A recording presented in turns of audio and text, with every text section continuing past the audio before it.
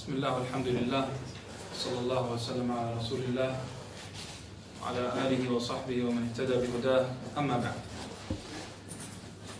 So this is our second of 3 lessons, inshallah, discussing a topic that we had started last week, and that topic is what? 3 questions. Right. So the 3 questions that a person is asked in the grave. The 3 most important things that a person needs to consider in this life and be prepared for in the next life. And we briefly discussed last week, and we spoke about the importance of prioritizing what? Prioritizing knowledge. Yes, we said prioritizing knowledge. Okay? It's very, very important to prioritize knowledge. If we start learning something before it is time, it can potentially harm us more than benefit us. And we've seen this a lot, and it may have occurred to us on many occasions. Yeah? When you learn something, or you're aware of something before it's time, or you're spending time studying something before it's time, it harms you more than it benefits you, or it can harm you more than it benefits. It's very, very important to build usul first, and then move on to the next, and then the next, and the next. And the great scholar Abu Ubaid al-Qasim ibn Sallam rahimahullah, al-Qasim ibn Sallam rahimahullah, says, عجبت لمن ترك الأصول واشتغل بالفضول.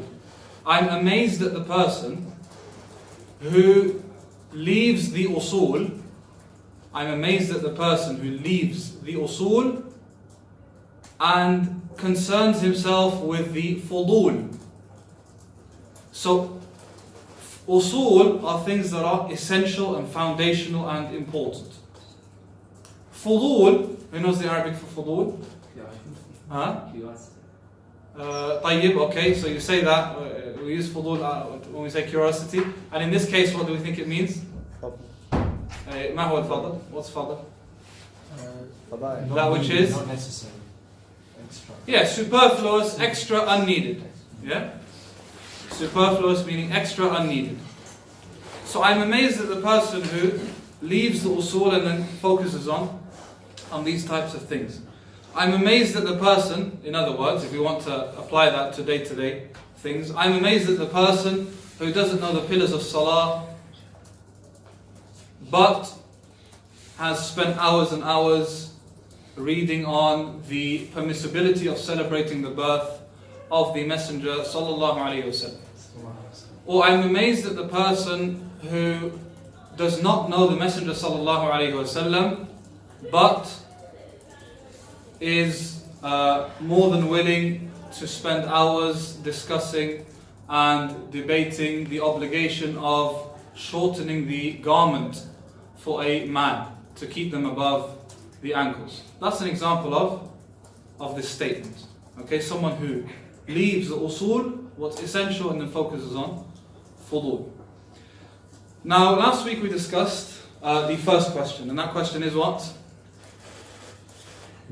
Who is your Lord? Man Rabbuka. Okay, who is your Lord? Man Rabbuka.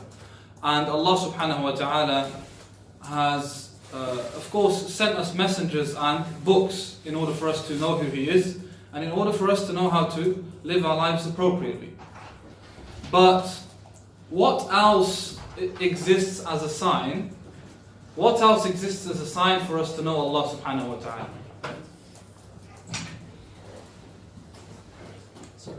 His creation is one of the most important ones. His creation is one of the most important ones. Okay? And we really have to, bring things back to basics and realize that creation is one of the most incredible signs of the existence of the Creator subhanahu wa ta'ala. And what's one of the signs of the truth of the Quran? Any idea? The preservation of the Quran is one great indicator of its validity and authenticity. And how has it been preserved? Well, what are some of the ways in which it's been preserved? Of course, Allah has promised to preserve the Quran Himself. But that doesn't mean that human beings have no role to play in it. Hifz, for instance. Is it not amazing that millions of people who don't understand a letter of Arabic, or a word of Arabic, because a letter doesn't really need understanding, does it? Don't understand a word of Arabic and yet memorize it word for word. That's amazing. That's amazing. How can a person memorize a book, a 600-page book in another language that they don't understand? Nobody has the energy or motivation to do something like that unless there's something really special about this book. Yeah. Okay, and there's plenty to say about that. The point is, when we're building on our learning, our Islamic learning, it's just very important for us to know why we're Muslim in the first place and the usul of our deen in the first place. What is Tawheed? We discussed this last week, and then before we move on to our topic of today, what's Tawheed? And we said this is Allah's greatest right upon us. Yeah? Now, we have two types of rights. We have rights upon Allah subhanahu wa ta'ala. Okay, rights that for Allah subhanahu wa ta'ala upon us. And we have rights upon creation. Huququllah and huquq al-ibad. Yeah? And the greatest right of Allah subhanahu wa ta'ala, Allah deserves upon us is Tawheed, which is so belief in the oneness of Allah and acting upon the oneness as well. Yes. So it includes belief in Allah subhanahu wa ta'ala as the creator and the only one worthy of worship, and also practically only directing that worship to Him subhanahu wa ta'ala. And we briefly touched upon this last week. Okay. The second question is Ma dinuka? What is your religion? Now, the definition of Islam, and coming from the root of istislam, which is submission, the definition of Islam is to submit to Allah inwardly and outwardly. That addition is just for the sake of further clarification. So Islam really is submitting to Allah subhanahu wa ta'ala. But if we want sort of a textbook definition, submission to Allah inwardly and outwardly. Because a person may submit outwardly but not inwardly. You may do something outwardly, you may pray outwardly, you may fast, but there's no inward submission. Okay, so Islam is submitting to Allah inwardly and outwardly. Unlike what many people think when they are asked, what does Islam mean? And a common answer is peace, for instance. Yeah? What's Islam? It sounds peace. Which is incorrect, because we're asking for a definition. We're not asking for something that is part of Islam. We're not saying, give us a nice thing about Islam. Oh, Islam is peaceful. Okay, that's not relating to the definition. Okay, that's not relating to a definition. It's like saying, describe the meaning of Ar-Rahman, and you say nice. No, just because it's relating to Allah subhanahu wa ta'ala and you said something nice, it doesn't mean it's correct. Yeah? We're talking about accuracy here. And this is really, really important. Yeah? Because it's the basis of our deen. It's the basis of our deen. Yes, it is true that Allah subhanahu wa ta'ala has blessed us with intellect. And the signs of creation and the miracles of the prophets and the miracle of the Quran and the miracle of the Sharia as a whole, the deen as a whole, is there to give us further contentment and certainty of our religion. However, that only goes to a certain extent. Beyond that, Islam is based and built upon submission. Submitting to Allah. Why submit to Allah? Because He is the creator and He is the complete being, as opposed to us, human beings who are deficient and weak in comparison. And that's a reality. Okay, we are deficient in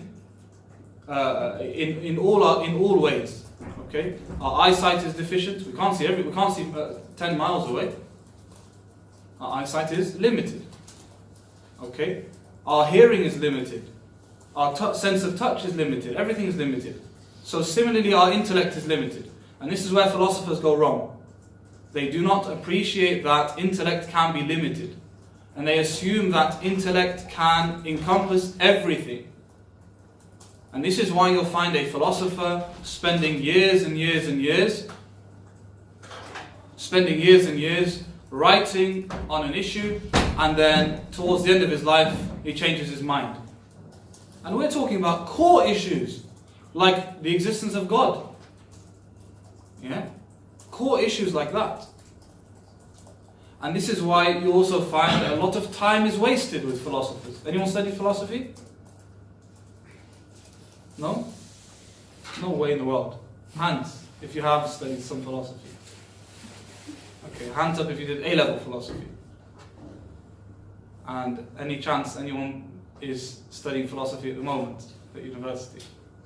You're a philosophy student. MashaAllah, excellent. And your course is, what's it called? Just philosophy? I do philosophy and literature. Ah, okay, interesting. Okay, very nice. Alright, so, well, you're going to have to be prepared for the shots that are going to come in your direction. No, that's, of course there are benefits. I studied philosophy. As part of my law degree, I did A-level philosophy as well, and I was actually considering doing philosophy at university. So this is one of the concerns that we have with philosophy, okay? That there is no restricting of the mind, often, okay, generally speaking. I'm not saying that there are no exceptions or there aren't different approaches in philosophy. Of course, philosophers differ in their views and their understandings. But generally speaking, this is one of the concerns. The religion of Islam, on the other hand, clarifies for us the areas which allow for further human development and allow for further study, and those areas that are beyond us. For instance, Allah subhanahu wa ta'ala says, وَيَسْأَلُونَكَ عَنِ الرُّوحِ. They ask you concerning what? The soul, the ruh. قُلِ الرُّوحُ مِنْ أَمْرِ رَبِّي. Say it is from the command of my Lord. وَمَا أُتِيتُ مِنَ الْعِلْمِ إِلَّا قَلِيلًا. And you've only been given small amounts of knowledge. Yeah? You've only been given small amounts of knowledge. So what does that do? It saves us plenty of time. Go and spend your time in science, or go spend your time in engineering, or history, or mathematics, or something else. As for sitting there and trying to reason and argue over the nature of the soul, something that is beyond us, you're wasting your time. You'll never come to a conclusion. You'll never come to a conclusion, and you'll drive yourself nuts, and you'll drive other people around you nuts as well. So that's something key to note. Because Allah is superior and we are not, then naturally submission is the next logical step. Once I establish the truth of Islam, once I establish Allah subhanahu wa ta'ala's knowledge and power and might, then the necessary conclusion is what? Is submitting to Him. Once I establish that a doctor is qualified, then the necessary conclusion is that I take on board the advice they give me. I don't sit there and reason with him. If I'm somebody who has no knowledge of medicine, like myself, I'm not going to try and reason with a doctor and say to him, no, that doesn't sound right. I think that would be a better solution. Yeah? And try to put my opinion forth and say, no, I don't think this is correct, and so on. That's problematic. Yeah? That's problematic. So just as it's problematic here, similarly, the concept of submission is of essence. Okay. Is there any questions so far? Any points? Anything anyone wants to raise?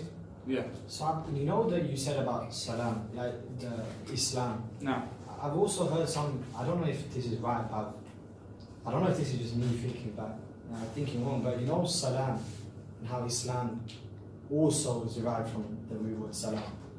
That means peace. Like. Of course, as you know, language, in particular Arabic language, is very much interlinked. So you'll find that words come from various roots or have hints of other roots in them. So there's no harm in saying that there is an element of peace and salam in the meaning of Islam. But is that the definition? Then there's an error. If you say that's the definition of Islam, okay, well that's the root of Islam, then there's an error there. Because the actual root relates to, okay, submission. And this is why in the Quran Allah subhanahu wa ta'ala says,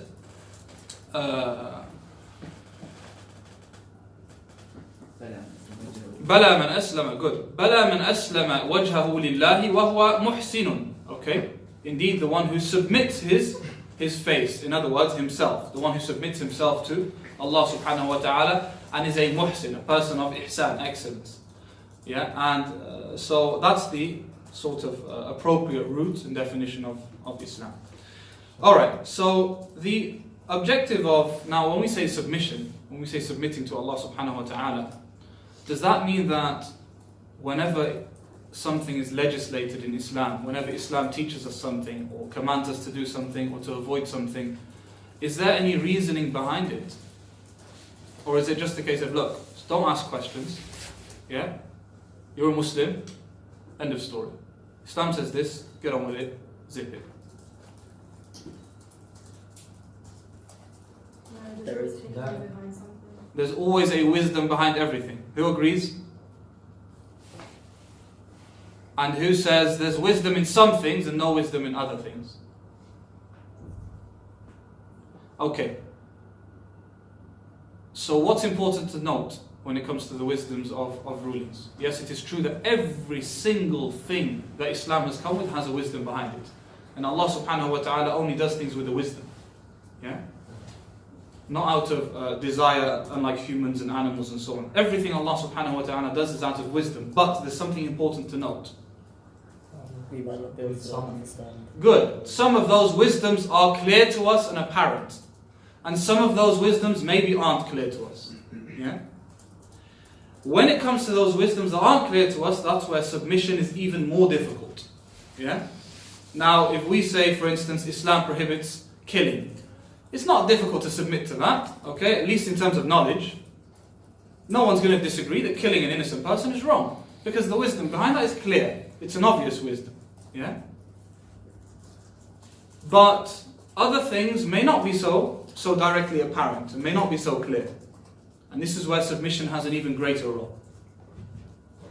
And sometimes the wisdom behind Islamic teachings are unknown to us, and then they become clear to us. As we learn, as we experience further in life, things become clearer and clearer and more apparent to us. And other times things are not clear to us at all. Either because the vast majority of human beings miss this certain wisdoms behind some of Allah's teachings, or because it is something that's simply beyond human capacity. Both of those are possibilities. Yeah? Of course, when you know the wisdom behind something, it's helpful because it increases a person in Iman, and you do things upon further clarity. And our attitude towards those things that aren't clear to us, we should try and make it the same as much as possible. Because remember, this comes from Allah subhanahu wa ta'ala just as much as this comes from Allah subhanahu wa ta'ala. Yeah. And sometimes we're caught up in trying to understand Islam the same way other philosophies and the same way other ways of life are understood. Many philosophies and ways of life and sort of ideologies are man-made, meaning people have had to reason through them and then reach those conclusions. Okay? People have reasoned through them and then came to those conclusions. If a person can reason otherwise with them, then there's a possibility of changing your mind, changing your position, changing your belief.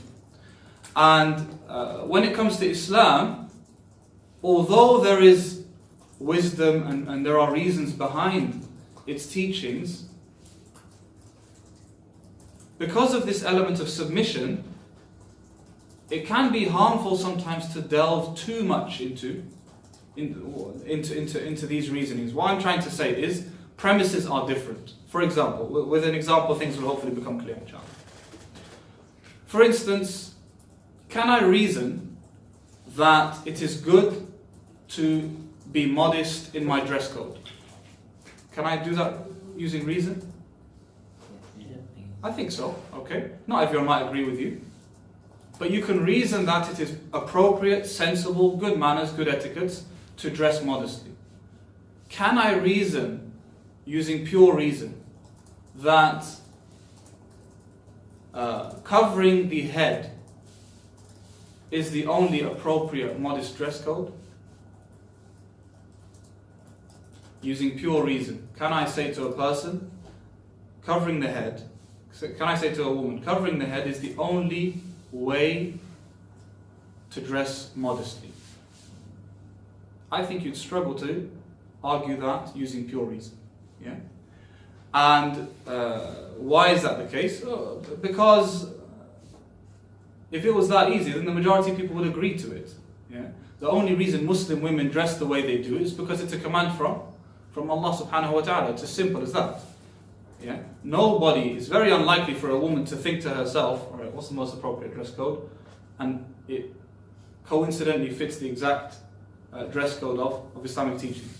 And this is why when you are asked, and this happens a lot, if you're asked, why do women cover up like this, or why do women dress like this, and you say, because it's modest, that's not really a strong argument.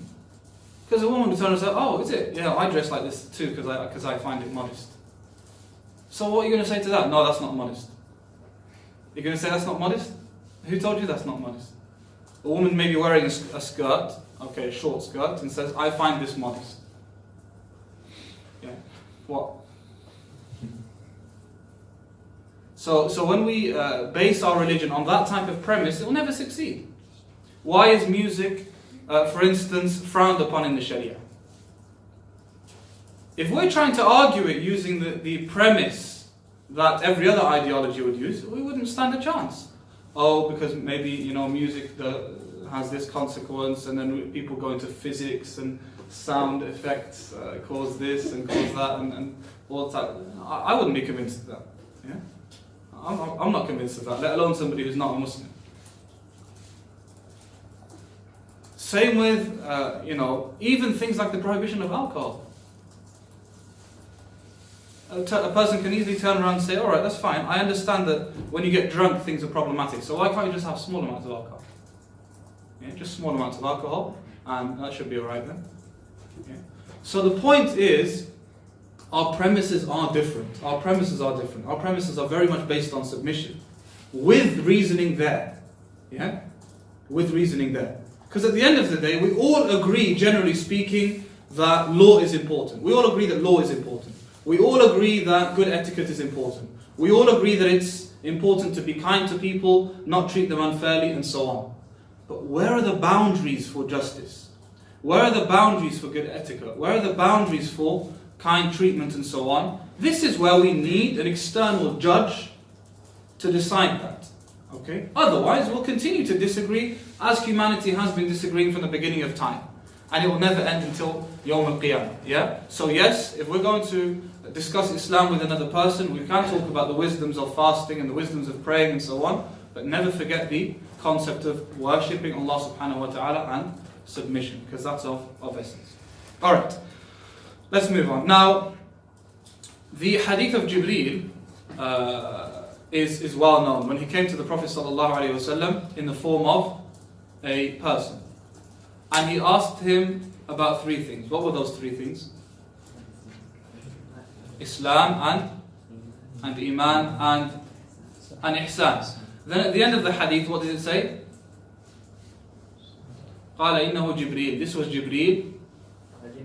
أتاكم يعلمكم دينكم. This was Jibreel. He came to teach you your religion, which indicates that our religion is based on those three things: Islam and Iman and Ihsan. Okay. Let me use. Or can I not stand up because of this? No, you can. There's nothing behind it. Yeah, that'll be fine. That's not an issue here. Right, so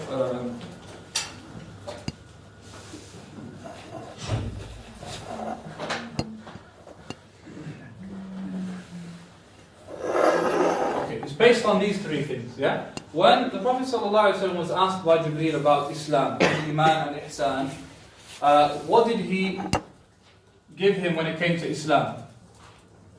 I'm going to choose the people because some people are quiet and some people are being selfish and answering all the questions. So, what is the first pillar of Islam, brother? I don't know the order, but Okay, give me one. Hajj. Performing Hajj. Okay. Yes, sister, give me another one. Shahada. Jameel. Which is the testimony of faith, yeah? Saying, Ashhadu an la ilaha illallah, I testify that there is no true God except Allah, and that Muhammad sallallahu alayhi wa sallam is his messenger. Yes, brother, back. Good. Giving zakat, which is an obligation upon anyone whose wealth reaches the threshold. Okay? And a year passes by. Yes, sister. Fasting. Good. Fasting. Fasting what? Fasting on Ramadan. That's the pillar. Okay. Yes. And the remaining one is Salah. Establishing the 5 daily prayers. These are the 5 pillars of Islam.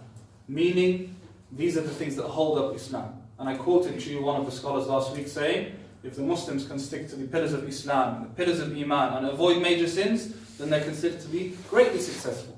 Yeah, that's really important. Instead of wasting time with things that are not of as much importance. When he asked about Iman, he said, Iman is to believe in. Yes, sister. Yes. Okay, brother? Day of Judgment. Okay. The Day of Judgment.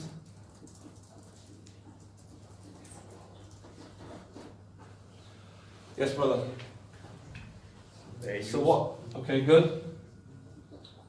The things that, core things that a person, a Muslim must believe. Yes, brother. Death. Death. Death, you got no choice but to believe in it. Muslim or non-Muslim. Okay, it doesn't come under the 6 pillars of Iman. Yes, brother. The Holy Book, Quran. The books, okay. Remember, it's the books, yeah? Including other previous books that Allah subhanahu wa ta'ala revealed. Yes, sister. What else? Prophets, good. And again, that includes the Prophet Muhammad sallallahu alayhi wasallam as well as previous prophets sent. Yes, brother. And Qadar. Okay, sometimes translated as predestination. And of course, this is a big topic. And what's the most important thing yet? Good, belief in Allah subhanahu wa ta'ala. That's the first pillar of Iman. Every Muslim must believe in these 6 things, and a person's belief is invalid without these things. Also, a person must believe in these 5 things, these 5 pillars of Iman.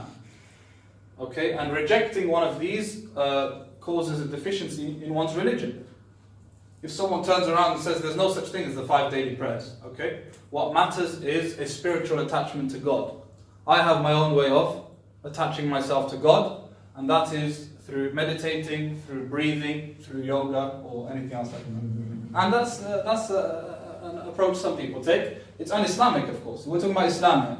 We're not saying to the whole world, all of you, we're going to start attacking everyone. No, it's just the point of establishing what is valid Islam. That's our point here. Yeah? So belief in these things is essential. It's obligatory. And belief in these pillars is also obligatory. What's the definition of, what's ihsan? When the Prophet ﷺ was asked about ihsan, he said? As if you can see.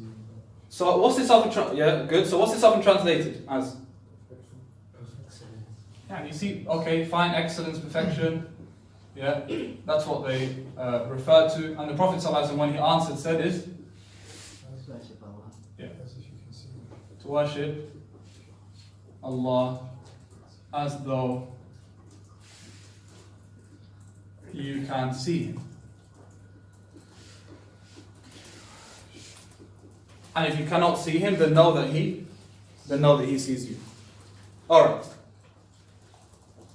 When it comes to the belief in Iman, let's say a person says, no, I'm a Muslim, but I don't quite agree with this idea of the Day of Judgment. Yeah? I'm a Muslim, I just don't agree with the Day of Judgment. Do we have a problem there? Is that Islam valid? It's invalid. The Islam is invalid. A person cannot be a Muslim without believing in the final day, which means without believing that Allah subhanahu wa ta'ala will resurrect us and hold us to account for our deeds. That's from the pillars of Iman. There's no room for rejecting that. What if a person says, I don't know who Jibreel is? Okay? I believe in the angels because that's from the pillars of Iman. And you say to him, who's Jibreel? He says, I don't know, mate. Sorry. Don't know who Jibreel is. Is that Islam valid? The answer is yes. Islam is valid. Okay, and this is important. Not every single thing that relates to belief has to be known by people. No. Otherwise, we're holding people to account for something that's way beyond what's reasonable. We are only required to believe in things these 6 things in a general sense. What if a person is asked, where is Allah subhanahu wa ta'ala? Okay? Question that is asked sometimes a lot. And this happened to a person once, a friend of my mother, and she said, well, I never thought that. And she got shocked at the question. She said, I don't know, never thought of that question. Is Islam valid? The answer is yes. Islam is valid. You're not obliged to know the answer to that question. That does not mean there isn't a correct answer to these things, of course. It doesn't mean that. But we are talking about the minimum obligatory knowledge that is necessary for every Muslim, for a person's Islam to be valid. We have to distinguish between those things. Okay? We have to distinguish between those things. Some people might see an article, evidences that Allah subhanahu wa ta'ala is above us all and the highest, and he reads through it, and then he reads another article and someone writes and says Allah is everywhere, and he gets confused and thinks, oh my God, if I don't find the answer to this, I'm going to go to hell. And this is not something that is obliged upon the laity. Yeah? If you're an advanced student of knowledge, you want to delve into the science of Aqidah, you spend your time doing that, that's fine. As for forcing the majority of people with things that Allah has not obliged them with, that's a problem. So don't waste time with controversial topics. People do this a lot. Just because something is controversial, they think it's important. It doesn't mean, controversial does not mean important. Just because something is a hot topic and everyone's debating over it and everyone's fighting, it doesn't mean it's important. Yeah? Sometimes people ask me a question to try and test me. People want to do this, to see what your belief is. And I don't, if it's something that is not necessary for this person to know the answer to, then I don't answer. I don't answer the question. Once somebody insisted, said, brother, do you follow the position of the later Hanbali scholars in Aqidah, or do you follow the opinion of Ibn Taymiyyah in Aqidah? And I said, no, sorry. First he said, what is the opinion of the Hanbali scholars in Aqidah on this issue? And I said, some of them say this and some of them say that. He said, I know that, but I want to know your opinion. I said, don't worry about my opinion. I'm nobody compared to these people. He said, I want to know whether you're following the true scholars or whether you're following, and he started using certain words. Yeah, or whether you're doing this or whether you're following these types of people.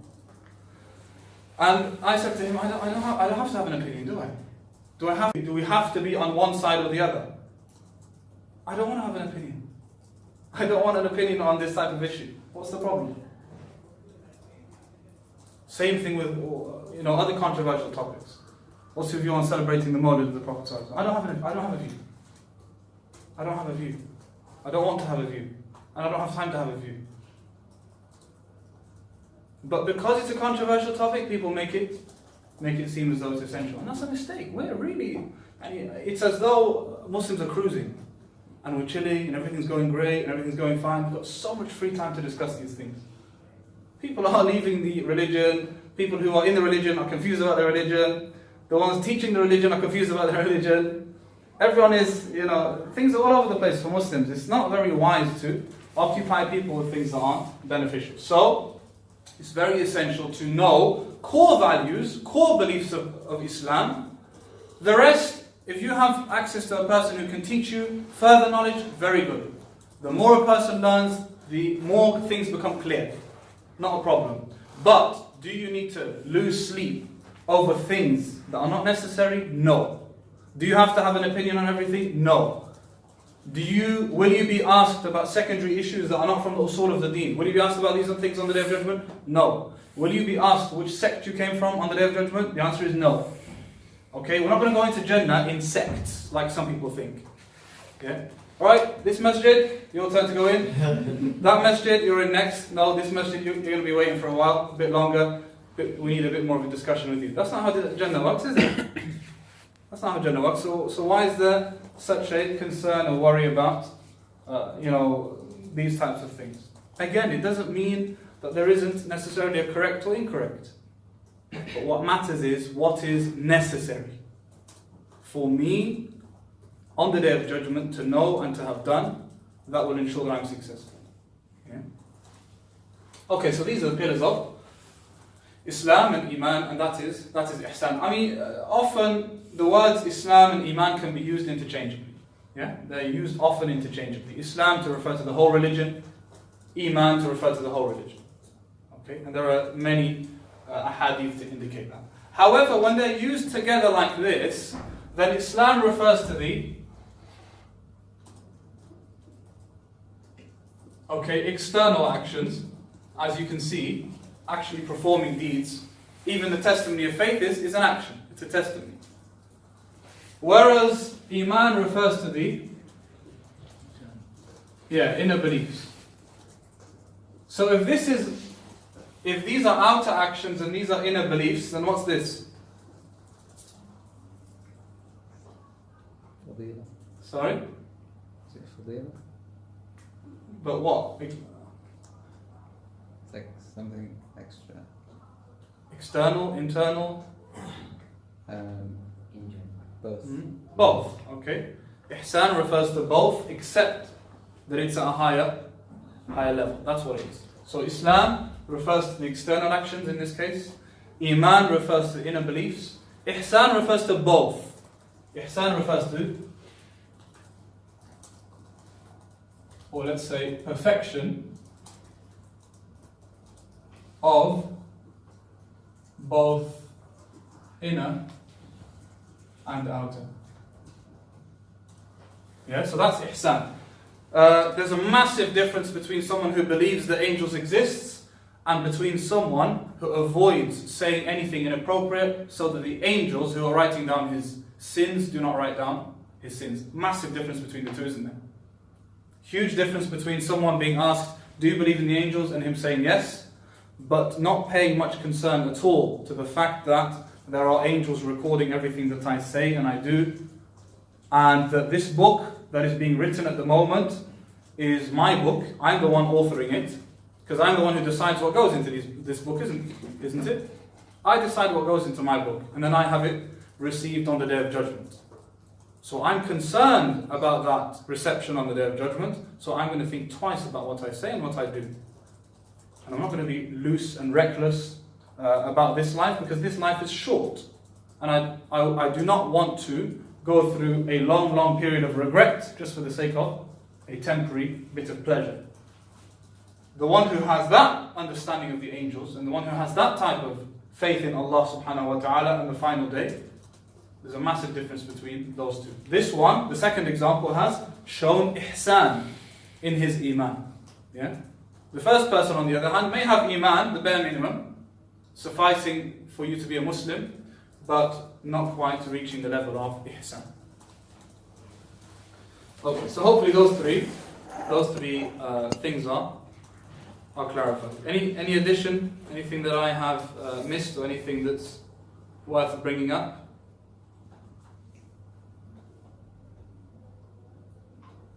Any issue on any of these pillars?